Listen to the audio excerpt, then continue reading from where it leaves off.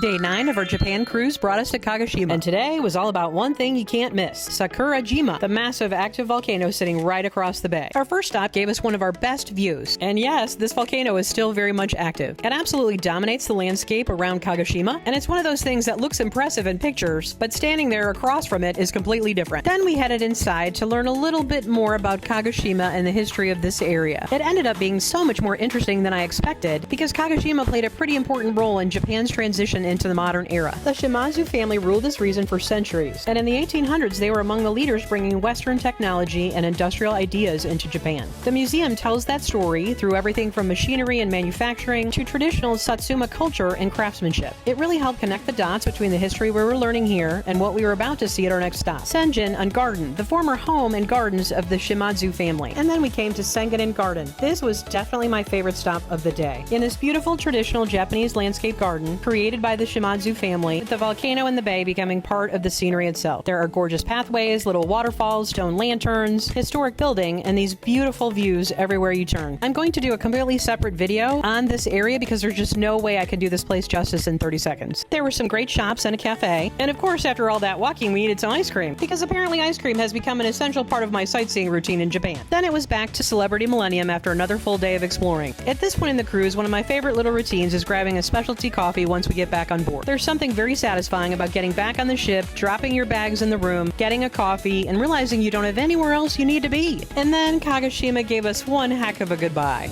Bye! Bye! Thank you! Bye, Kagoshima. It's been fun. Watching Sakurajima disappear behind us as we sailed away was already beautiful, but then the sky started changing. This is one of the things I love most about cruising. Sometimes the best part of the entire day isn't something you planned or booked. It's just standing outside, watching Japan disappear into the distance, and getting a sunset like this. Day 10 in Kagoshima. Volcanoes, gardens, a little history, a lot of shopping, and one absolutely gorgeous goodbye.